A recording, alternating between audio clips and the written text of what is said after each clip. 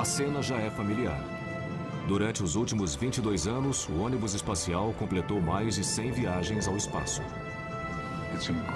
É uma máquina de uma complexidade incrível e que obteve um sucesso igualmente incrível. Ela opera no limite da capacidade tecnológica. A exploração do espaço pelo homem parece bem rotineira, mas trazer uma tripulação de volta à Terra com segurança é sempre um desafio perigoso e complexo. Ao penetrar na atmosfera a uma velocidade 25 vezes superior à do som, o atrito com o ar eleva a temperatura do ônibus espacial a cerca de 1.500 graus centígrados. Somos nós que estamos brilhando assim? Somos sim.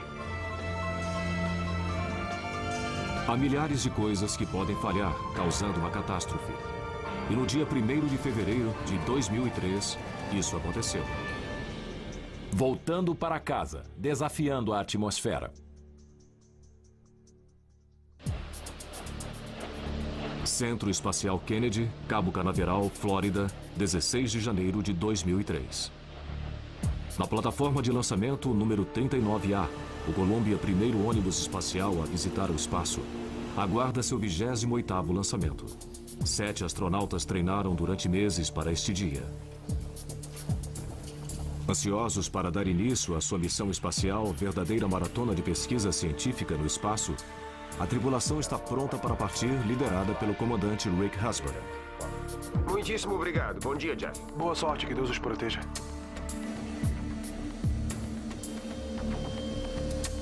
Sequência automática de partida autorizada. Os computadores de bordo do Columbia passam a ter controle primário sobre todas as funções críticas do veículo. 10, 9, 8, 7. Autorizada a partida do motor principal. 5, 4, 3, 2, 1. Ignição positiva dos foguetes auxiliares. E o Columbia decola. Às 10h39 da manhã, o Columbia e sua tripulação rasgam o céu azul claro do amanhecer. O Columbia está virando para atingir o azimuth correto de 39 graus de inclinação em órbita.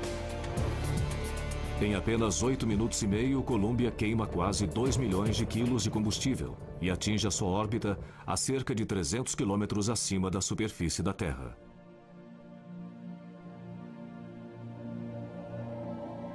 A bordo estão o comandante Rick Husband, o piloto Willie McCool e os especialistas em missões espaciais Dave Brown, Kalpana Chawla e Laura Clark. Estão também fazendo parte da missão o comandante da carga Mike Anderson e o especialista em cargas espaciais Alan Ramon, da Agência Espacial Israelense. Durante as 2 semanas seguintes, eles trabalharam 24 horas por dia em 2 turnos que se alternavam. Conduziram um número recorde de 80 experiências, todas dedicadas à pesquisa nas ciências físicas, biológicas e espaciais. A missão foi um tremendo sucesso.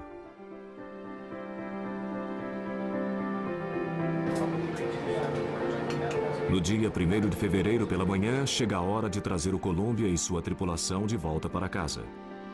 Quando o ônibus estava sobrevoando o Oceano Índico, a equipe de controle da missão, que fica em Houston, autoriza a reentrada. O Columbia inicia sua queda livre e controlada para retornar à Terra, lançando-se em direção ao planeta a quase 30 mil quilômetros por hora. Quando atinge a atmosfera densa da Terra, o ônibus é cercado por um envoltório de gás que se queima a uma temperatura equivalente a 1/3 da existente na superfície do Sol. Nada sugeria que, dentro de poucos minutos, essa poderosa força da natureza daria término às vidas das 7 pessoas que estavam a bordo. É fantástico. Está ficando muito brilhante lá fora. Você não ia querer estar lá agora. O Columbia chega até a linha da costa da Califórnia. Tudo parece normal. Olha ele lá! There's 7 people in that thing. O pouso no Centro Espacial Kennedy, na Flórida, ocorreria em menos de 25 minutos. Como foi a coisa? Câmbio? E foi aí que algo deu errado. As testemunhas viram o que pareciam destroços caírem do ônibus. O controle da missão desconhecia qualquer problema, mas alguns minutos depois eles começam a estranhar certas leituras de temperatura vindas de sensores colocados no trem de pouso esquerdo da nave. Eles entraram em contato com o comandante Rick Husband. Columbia, aqui é Houston. Estamos vendo suas mensagens de pressão dos pneus, mas não copiamos sua última. Positivo.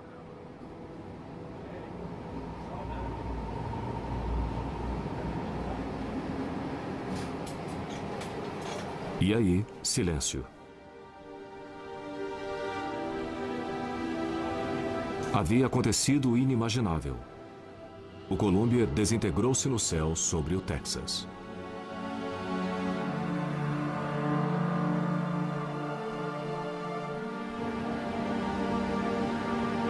Não houve sobreviventes. Para um país que já estava emocionalmente perturbado pelas ameaças de terrorismo e uma possível guerra contra o Iraque, a perda do Columbia e seus 7 tripulantes foi um golpe devastador. O senador Bill Nelson, eleito pela Flórida, é membro da Comissão de Comércio, Ciência e Transporte do Senado norte-americano. Ele já foi astronauta do ônibus espacial. Os eventos de 1º de fevereiro trouxeram tristes memórias a ele. Eu me sinto totalmente desamparado. Me lembra de como eu me sentia há quase que exatamente 17 anos, quando vimos as imagens da explosão do Challenger, que ocorreu apenas 10 dias depois de eu ter retornado à Terra. Eu vi aquilo tudo cair sem qualquer possibilidade de recurso no Oceano Atlântico. Desta vez, 17 anos depois, estamos vendo os pedaços do Columbia caírem inapelavelmente na Terra.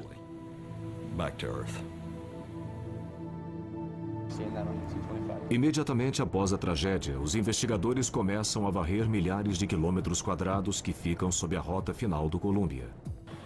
Eles esperam que os destroços que caíram ao solo numa chuva de metal aquecido possam fornecer pistas. Mas encontrar respostas pode levar meses. As primeiras indicações são de que as brutais condições da reentrada tiveram um papel relevante no desastre. A entrada é um problema muito complexo, porque ela envolve a retirada de um veículo que está em órbita a mais de 7.800 metros por segundo e basicamente fazê-lo parar no solo.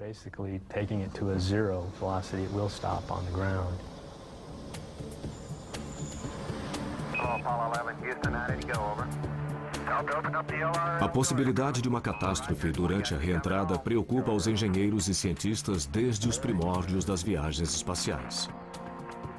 No início dos anos 70, quando os últimos astronautas das missões Apollo caíam em segurança através da atmosfera, cercados por chamas, parecia que as dificuldades haviam sido superadas. O homem havia conquistado a Lua e os engenheiros da NASA começaram a perguntar: o que vamos fazer agora? A resposta a essa pergunta foi a construção de um veículo espacial reutilizável, que pudesse atender a uma larga gama de usuários, dos operadores comerciais de satélites aos cientistas, passando pelos militares, e que pudesse ainda aguentar repetidamente as condições cruéis da reentrada. Queríamos construir um veículo muito eficaz que pudesse levar uma boa carga ao espaço e fazer isso muitas vezes criando uma rotina. Era isso que tínhamos em mente quando projetamos o ônibus espacial. Em 1981, depois de quase uma década de discussões políticas e superadas as dificuldades de projeto, a NASA terminou de montar o primeiro ônibus espacial. O ônibus espacial tem um porte semelhante ao de um jato comercial DC-9 e comporta tripulações de até 10 astronautas e cientistas em viagens de ida e volta ao espaço. Seu compartimento de carga é capaz de transportar cerca de 30 toneladas e tem espaço suficiente para carregar satélites para a condução de experiências científicas e serve ainda como plataforma para a construção da Estação Espacial Internacional. Mas para garantir o retorno seguro da carga e da tripulação, o ônibus não pode simplesmente deixar sua órbita e cair no oceano, como faziam as cápsulas Apollo que o antecederam. Uma vez dentro da atmosfera, ele deve planar por milhares de quilômetros e pousar numa pista normal. Sua sustentação é fornecida pelas asas em delta, capazes de resistir a velocidades hipersônicas. Na primavera de 1981, o protótipo passou com louvor pelo teste final.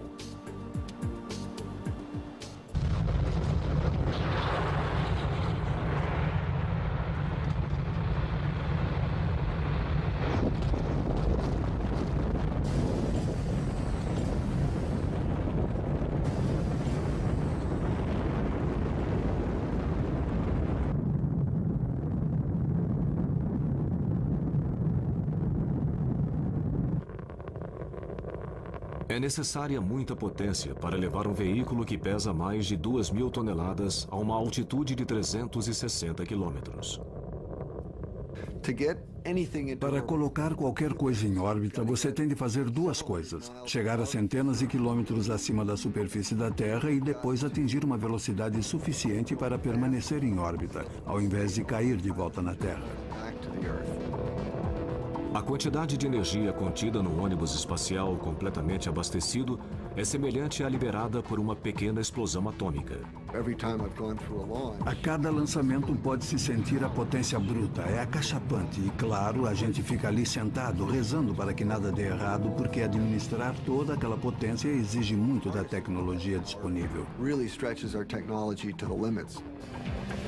São necessárias 2.000 toneladas de combustível de foguete para empurrar o ônibus até sua órbita e para que ele atinja a velocidade necessária para contrabalançar a poderosa força da gravidade da Terra.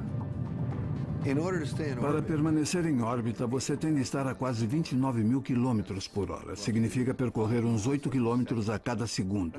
Depois que atinge a órbita, não há nada que reduza a sua velocidade. Aí se desligam os motores e você perde seu peso, não sente mais a gravidade. Não há mais qualquer aceleração. Você permanece a uma velocidade constante dando voltas em torno da Terra.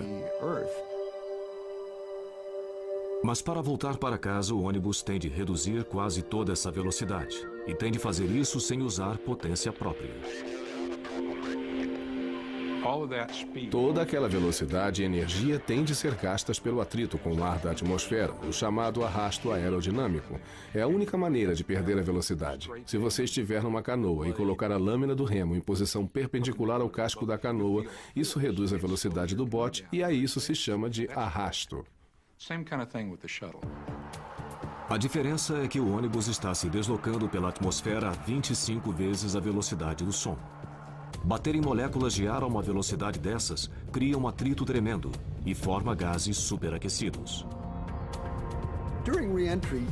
Durante a reentrada, você está atravessando a atmosfera a milhares de metros por segundo. Você está a uma velocidade hipersônica. O gás fora do ônibus está a milhares de graus. É como se o ônibus estivesse sendo aquecido por um maçarico. Para a tripulação dentro da nave que brilha, o show de luzes é fascinante. Nós é que estamos brilhando desse jeito? É. Que coisa! Isso é espetacular. A visão pode ser espetacular, mas o ar superaquecido, cuja temperatura chega a 1.500 graus, pode ser fatal. No dia 1º de fevereiro de 2003, os 7 astronautas que estavam a bordo do ônibus espacial Columbia perderam suas vidas quando retornavam à Terra. Essa foi a primeira tragédia enfrentada pela NASA durante um procedimento de reentrada. Conduzir um veículo sem motor, que se desloca a 8 km por segundo, para fora de órbita e levá-lo até uma pista de pouso pré-determinada do outro lado do mundo, não tem nada de rotineiro. As antigas cápsulas Mercury, Gemini e Apollo eram equipadas com paraquedas. Podiam aterrissar em qualquer ponto do oceano e por isso o alvo delas era enorme. Já com o ônibus, ou você pousa numa pista e tem que ser uma pista bem longa, por isso você só pode pousar num número limitado de pistas em todo o mundo ou vai se dar mal. Para voltar para casa, o ônibus utiliza a força da gravidade para conduzi-lo até a atmosfera. Mas para deixar a sua órbita e começar sua descida em direção à Terra, o ônibus ainda precisa perder velocidade, mas não muita. Para alterarmos nossa órbita o suficiente para que a parte mais baixa da órbita intercepte a atmosfera, temos que reduzir a velocidade por apenas umas poucas centenas de metros por segundo. É só um pequeno percentual e é uma alteração bem pequena em termos de energia total, mas é o que muda tudo, porque uma vez que a órbita intercepte a atmosfera, você começa a esbarrar numa porção de moléculas de ar que criam muito atrito e fazem você perder velocidade rapidinho.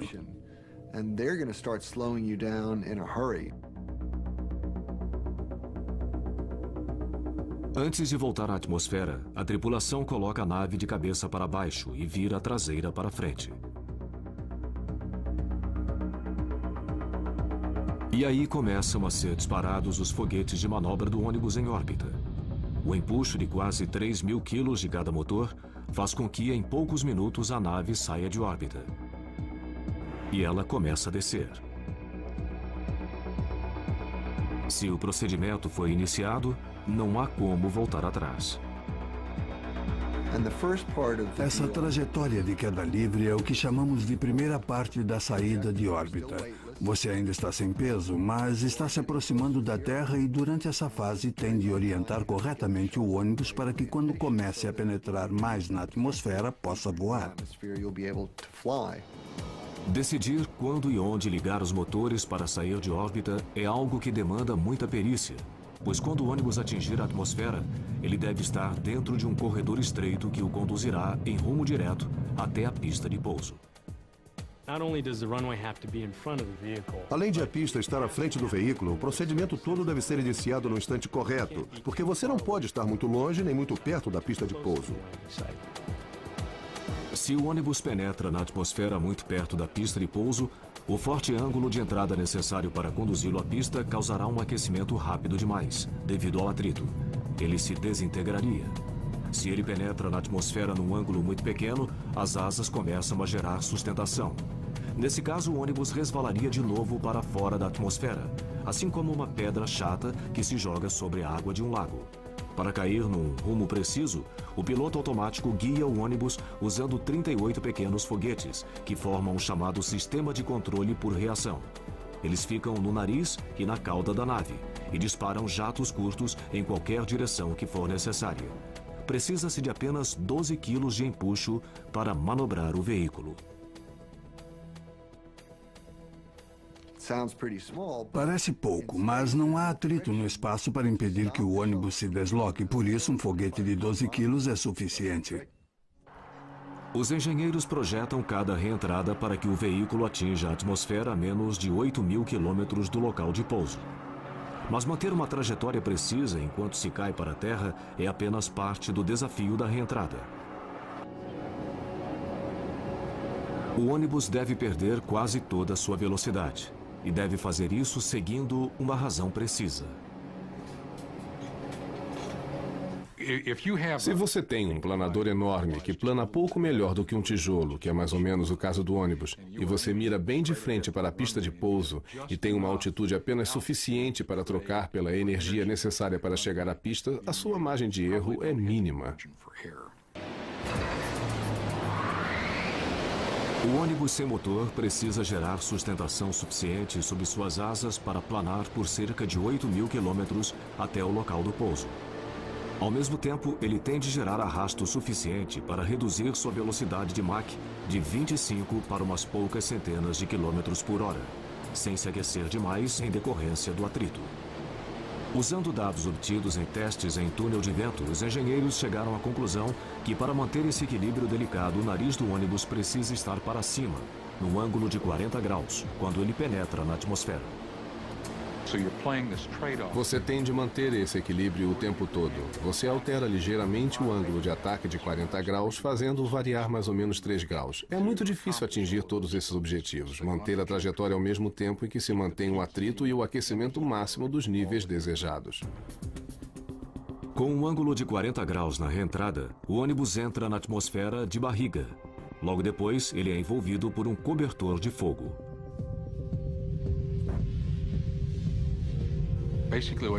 O que acontece é que você vem tão depressa que se forma uma onda de choque. É como uma marola que se forma na proa de um navio, mas amplificada umas 10.000 vezes. As moléculas de ar são espremidas umas contra as outras, cada vez mais perto, e o ar fica cada vez mais denso, até que elas não conseguem mais sair do caminho. O calor gerado por todo esse atrito arrebenta as moléculas de ar. Tudo que sobra são partículas carregadas chamadas de plasma, que envolvem a nave. Em certas áreas da superfície, a temperatura chega a quase 1.500 graus. Mas a onda de choque em si, que flui a menos de 1 metro do ônibus, é muito mais quente. É a mesma temperatura da superfície do Sol. Para quem a assiste, é uma experiência visual espetacular. Ver essa onda de choque e perceber essa incrível quantidade de energia que o cerca. E você está sentado dentro desse meteorito que atravessa a atmosfera e chega à Terra.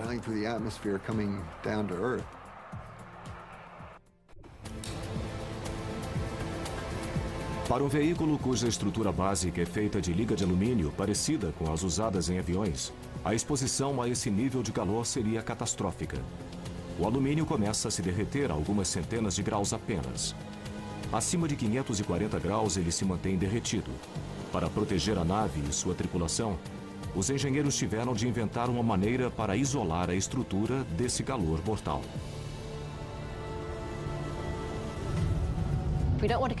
Não queremos que todo esse calor seja conduzido para a estrutura, mas irradiá-lo para fora novamente. Rejeitar o calor, mantê-lo à distância do veículo.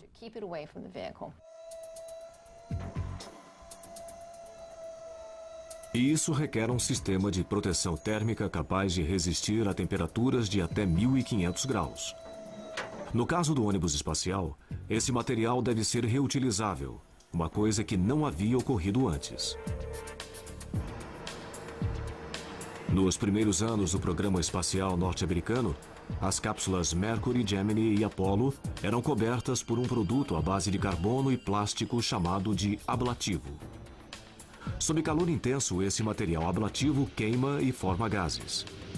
Nesse processo de evaporação, os gases se espalham pela atmosfera, afastando-se da cápsula, carregando consigo o calor da reentrada. Embora seja eficaz, o material ablativo só pode ser usado uma única vez e é também muito pesado. É claro que você vai querer colocar o máximo de carga útil em órbita da Terra, e cada quilo que você acaba colocando no escudo térmico significa 1 quilo a menos na carga útil levada ao espaço. Por isso, quanto mais leve, melhor para todos. A solução no caso do ônibus espacial norte-americano são telhas de cerâmica, placas feitas de fibras de silício extraídas de uma areia que só é encontrada no Brasil. As fibras de silício são misturadas com água e outros materiais e tomam a forma de blocos. Depois que o excesso de água é retirado, faz-se a liga da mistura por um processo que utiliza calor. O resultado é um material poroso, cerâmico, composto pelas fibras de silício, que são leves e resistentes ao calor e cheio de bolhas de ar. Do grande bloco são cortadas placas e cada uma é usinada até chegar a um tamanho e formato próprio, que depende do local da nave que ela vai proteger. Cada peça é então cozida em forno a 1.260 graus. As placas dissipam calor com tanta eficácia que se pode pegá-las com as mãos, segundos após saírem do forno. As placas destinadas a protegerem a barriga do ônibus espacial do calor da reentrada são ainda revestidas na face e nos lados, com um líquido preto que se vitrifica. O preto irradia o calor com eficácia e o revestimento em si evita que as partículas de plasma adiram à superfície da placa. Mas as placas se danificam com facilidade. No total, são necessárias mais de 20.000 placas para proteger toda a nave. Cada placa é colada à mão sobre a superfície do ônibus espacial com uma cola à base de borracha. Essas placas pretas são capazes de proteger a nave em temperaturas que chegam a atingir 1.260 graus. Mas algumas áreas ficam ainda mais quentes. O ônibus espacial se move para frente, por isso suas seções dianteiras são as primeiras a encontrar o ar e se aquecem mais do que qualquer outra parte da nave. E essas seções são a ponta do nariz e o bordo de ataque das asas. A temperatura nessas áreas chega a quase 1.650 graus centígrados. Placas de cerâmica expostas a uma temperatura dessas simplesmente se desintegram. Por isso, os engenheiros desenvolveram um material composto que não é poroso chamado de carbono-carbono reforçado, ou RCC. Essas peças fáceis de identificar por sua cor cinza são maiores e mais fortes e podem resistir a temperaturas muito mais altas do que as placas pretas. O ponto negativo é que elas são muito mais pesadas e não faria sentido cobrir a nave toda, pois ela não sairia do chão. Por isso, seu uso é restrito às partes que ficam mais quentes durante a reentrada. Painéis curvos de RCC são encaixados em locais como o bordo de ataque das asas.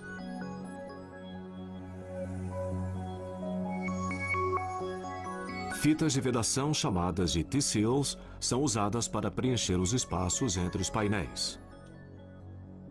Atrás dos painéis fica o material de isolamento, a última barreira usada para evitar que o calor atinja a asa, que é de alumínio.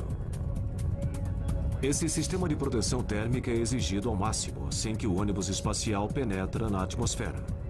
O atrito e o calor chegam aos seus pontos máximos durante a queda da nave, de uma altitude de 120 mil metros para 60 mil metros. É também nesse trajeto que o ônibus deixa de ser uma nave espacial e assume o comportamento de um avião convencional. Na medida em que o ar se torna mais denso, os flaps das asas e o leme começam a atuar. Usando o ar para manobrar como um avião, o ônibus espacial consegue perder mais velocidade. Ele inicia uma série de manobras chamadas de curvas em S. Com o nariz para cima, ainda num ângulo de 40 graus, o ônibus espacial faz uma curva forte para um lado. A sustentação do ar sob as asas delta leva o ônibus a centenas de quilômetros para fora de sua direção de voo. As curvas em S gastam energia porque você está voando uma distância maior para chegar à pista de pouso. Está trocando energia pela distância para chegar à pista. E se voa uma distância maior, se livra do excesso de energia. Com muito prazer. Usando uma combinação de asas, leme e o sistema de controle por reação, o ônibus continua a fazer essas curvas, virando à esquerda e à direita da linha que o levará ao centro da pista de pouso. Realizar essas manobras a velocidades hipersônicas, ao mesmo tempo em que se mantém um rumo preciso, exige muita atenção e ajustes constantes. Num mundo perfeito, o fluxo de ar seria igual sobre as duas asas, mas no mundo real ele nunca o é.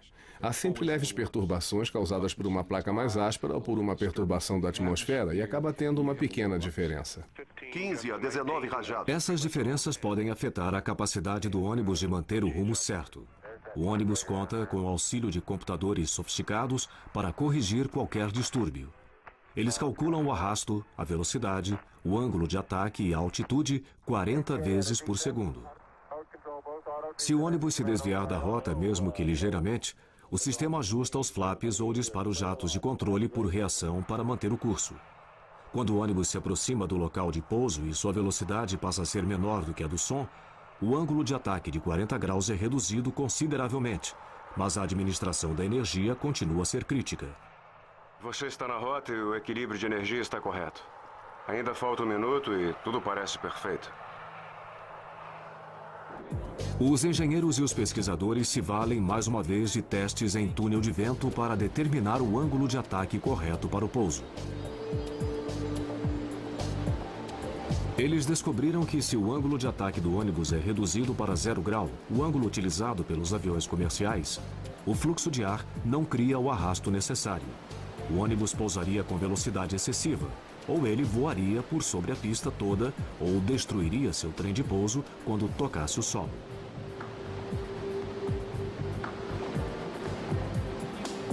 Mas se o nariz do ônibus está apontado para cima, num ângulo de 14 graus, quando ele reduz sua velocidade hipersônica, o equilíbrio entre a sustentação e o arrasto o levará com segurança até a pista.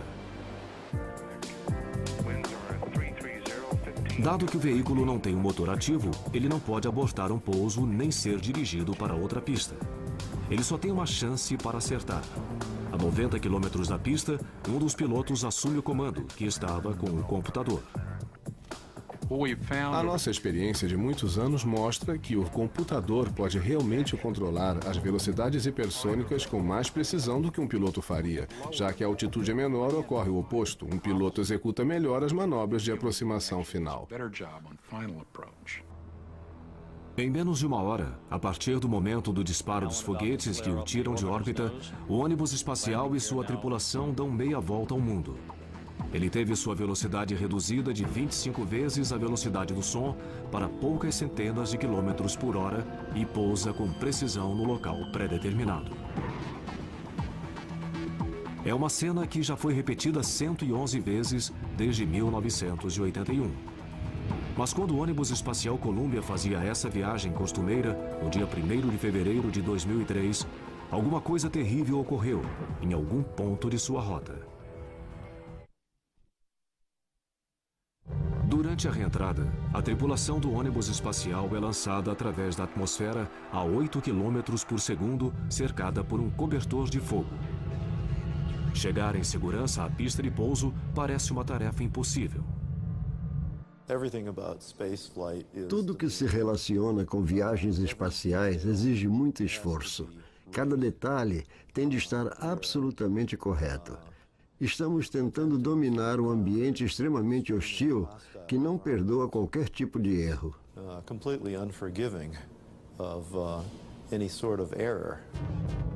Mas nunca se havia perdido um ônibus espacial durante a reentrada, até a manhã do dia 1º de fevereiro de 2003.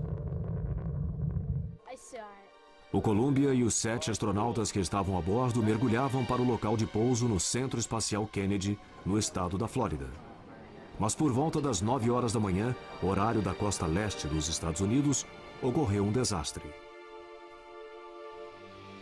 O Columbia, que foi o primeiro ônibus espacial da NASA a voar no espaço, despedaçou-se no céu do Texas, viajando a mais de 20 mil quilômetros por hora. Milhares de pesquisadores varreram a região sudoeste dos Estados Unidos à procura de destroços. Enquanto isso, os empregados da NASA reconstruíam meticulosamente cada momento da missão da Columbia. Uma pista encontrada durante a análise do lançamento do ônibus espacial, ocorrido 2 semanas antes, no dia 16 de janeiro. As imagens de vídeo mostram que 82 segundos depois da decolagem, uma peça de espuma, com um comprimento de 61 centímetros e uma largura de 38 centímetros, caiu do tanque de combustível externo. Essa peça bateu na parte inferior esquerda do Columbia. Ela parece ter atingido os painéis de RCC do bordo de ataque da asa, os painéis que protegem a estrutura de alumínio da nave do intenso calor da reentrada. Os engenheiros tomaram conhecimento de que essa peça havia atingido o ônibus espacial no dia seguinte ao do lançamento, mas era comum a queda de peças de espuma do tanque externo de combustível durante o lançamento. Mas isso nunca causou danos de monta e nada fazia crer que fosse diferente dessa vez.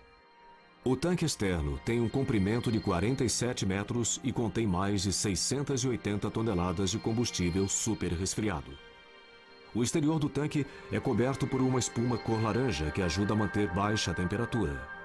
Às vezes aparecem bolhas sob a espuma, depois que ela é aplicada. São bolhas cheias de ar úmido. Durante o lançamento, quando aumentam a velocidade e a altitude do ônibus espacial, as temperaturas variam bastante ao longo do exterior do tanque. As bolhas presas na espuma se expandem, rompendo a espuma que cai.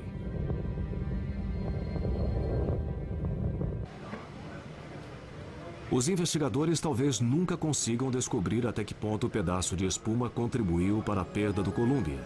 Mas uma coisa é certa: o sistema de proteção térmica da asa esquerda do ônibus espacial foi danificado de maneira crítica antes da reentrada.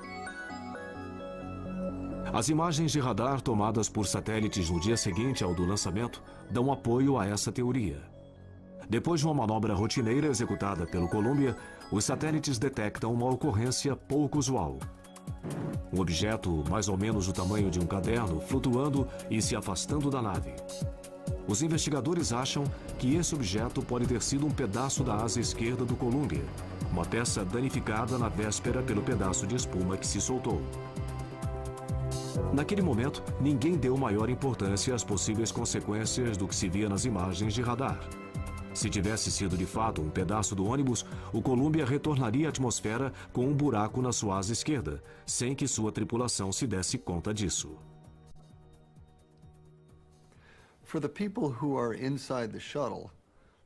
Quem está dentro de um ônibus espacial pode ver certas partes da nave, mas não pode ver outras.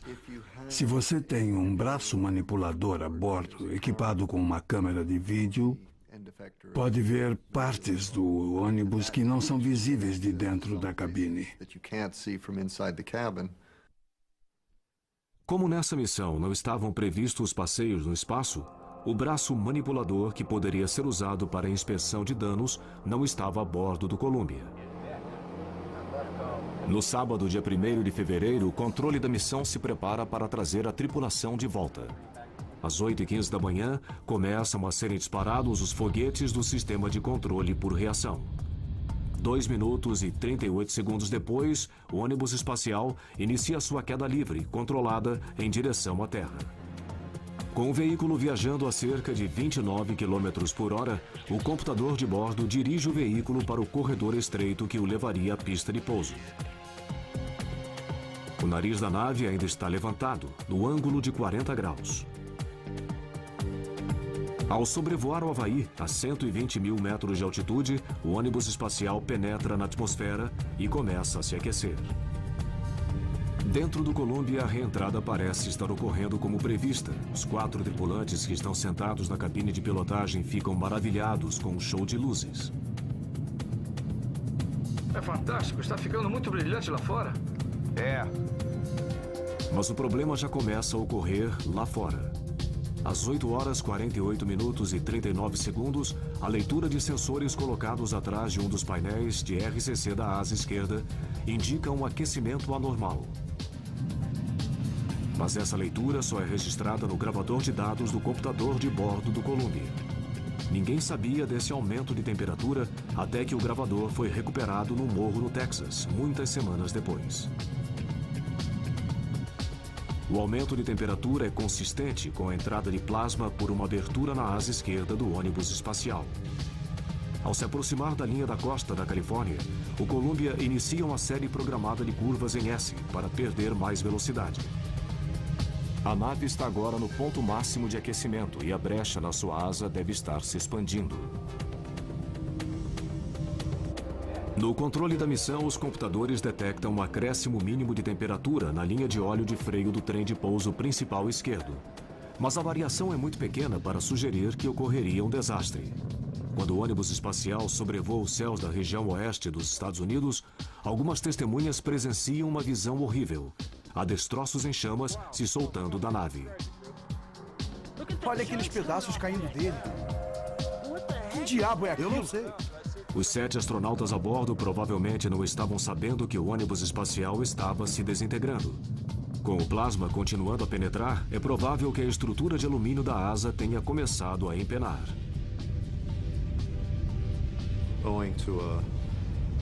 Devido a uma fenda nos painéis de RCC do bordo de ataque, os gases quentes penetraram no interior da asa e derreteram a asa de dentro para fora. A asa começa a perder seu formato aerodinâmico. As placas e outros materiais se soltam. Ainda assim, os jatos do sistema de controle mantêm o Columbia na rota. Sobre o estado do Novo México, o veículo vira para a esquerda, como planejado. A essa altura, o plasma chega ao poço da roda do trem de pouso esquerdo. A pressão do pneu do Columbia vai a 0. Os alarmes começam a soar. O controle da missão entra em contato com o comandante Rick Husband. Columbia, estamos vendo suas mensagens de pressão dos pneus, mas não copiamos a sua última. Positivo. Cessa toda a comunicação. De acordo com os dados recuperados, menos de 1 minuto depois, os jatos do sistema de controle por reação perdem a batalha e já não conseguem manter o Columbia e sua tripulação na rota.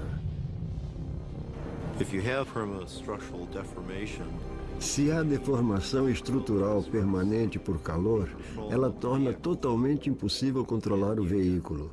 E é muito provável que ocorra um movimento de rolagem ou de cambalhotas, destruindo o veículo. Foi o pior que poderia ocorrer. Uma fenda no sistema de proteção térmica do ônibus espacial resultou numa catástrofe. Os destroços se espalharam por milhares de quilômetros quadrados. E 7 astronautas perderam a vida.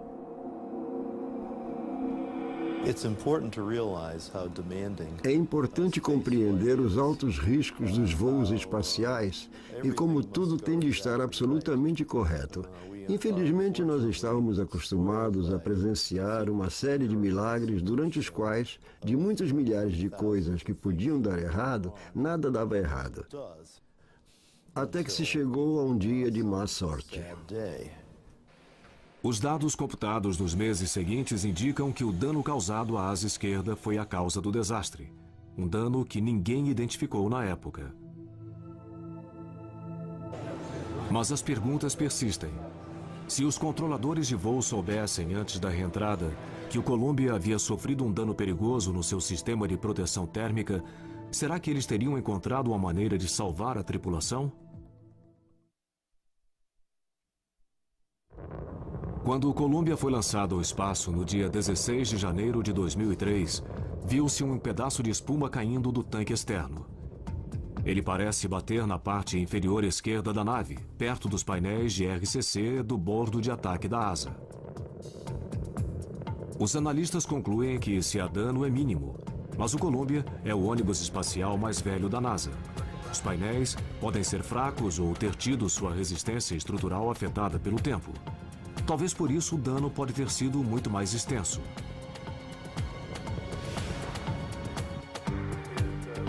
A pergunta persiste. Mesmo que os controladores da missão estivessem a par do dano antes de a nave retornar à Terra, eles poderiam ter salvo a tripulação?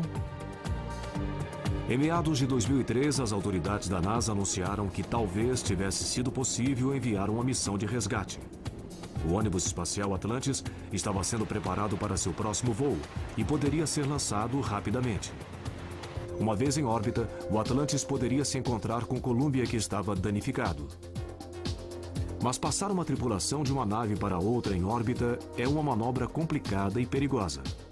Nunca havia sido tentada antes. Até hoje não há como reparar as placas de cerâmica nem os painéis de RCC que protegem os bordos de ataque das asas com a nave ainda em órbita. Mas será que o Columbia poderia ter ancorado na Estação Espacial Internacional e esperar uma solução para o problema? Embora 95% das missões tenha a ver com a estação espacial, a última missão do Columbia não o levaria até ela. A quantidade de combustível que havia a bordo não era suficiente para que ele subisse para uma órbita mais alta, onde fica a estação espacial. Eu creio que os voos futuros deverão contar com alguma capacidade para reparo na estação espacial. Terão de adotar procedimentos para prever uma missão de resgate ou ter combustível a bordo em quantidade suficiente para mudar de órbita e se encontrar com a estação espacial. A comissão que investiga o acidente com o Columbia apresentou um relatório preliminar com recomendações. Em primeiro lugar, deverão ser feitas imagens do ônibus em órbita. Essas imagens detalhadas, obtidas por satélites ou do solo, devem revelar, espera-se, qualquer dano crítico antes que seja tarde demais. A comissão recomendou também que a NASA implemente um plano integrado para a inspeção do sistema de proteção térmica, antes e depois de cada missão. Os cientistas e os engenheiros continuam a desenvolver materiais novos e mais resistentes para a proteção dos ônibus e veículos futuros das duras condições encontradas nos voos espaciais. Por enquanto, as 3 naves remanescentes Atlantis, Endeavour e Discovery permanecerão no solo. Enquanto se revê o futuro do programa de ônibus espaciais, não se poderá desprezar as realizações dos últimos 22 anos.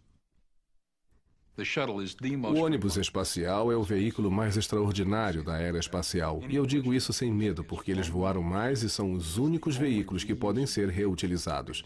Nós levamos mais pessoas ao espaço, executamos mais experimentos científicos e trouxemos de volta mais resultados científicos do que qualquer outra nave que tenha sido enviada ao espaço. Coisas como o telescópio espacial Hubble não existiriam sem um ônibus espacial. O fato de astronautas poderem repará-lo em órbita permite que o Hubble continue a ser uma peça-chave para os cientistas que desvendam os mistérios do universo. As imagens espetaculares que ele nos envia permitiram que se estudasse de forma inédita a formação de nosso sistema solar e as origens da vida na Terra. Apesar dos riscos inerentes ao envio de pessoas ao espaço, os astronautas e os cientistas acreditam que os benefícios que resultarão da continuação da exploração do espaço são maiores do que os riscos a ela inerentes. Os humanos são curiosos. Nós gostamos de saber sempre o que se esconde por trás de cada morro. Isso vai fundo no nosso senso de humanidade e se um dia perdermos a atração pelo desconhecido, eu acho que reduziríamos nossas possibilidades e eu espero que isso não ocorra nunca. Enviar pessoas ao espaço nos permite fazer coisas que as máquinas não podem fazer. É importante ter uma pessoa lá para mexer nas coisas com suas mãos, para ver coisas com seus olhos, para raciocinar instantaneamente sobre o que ocorre com o seu cérebro. Não há computadores nem robôs que possam fazer isso. Mas o mais importante é que esses seres humanos podem retornar e nos explicar como é ser um explorador do espaço. É isso que realmente importa quanto a enviar pessoas ao espaço. O ônibus espacial já foi colocado em órbita 113 vezes. Infelizmente, 2 dessas missões terminaram em desastre. Mesmo depois do acidente com o Columbia e a trágica perda de sua tripulação de 7 pessoas, os dirigentes da NASA permanecem confiantes que o ônibus espacial voltará a voar em breve.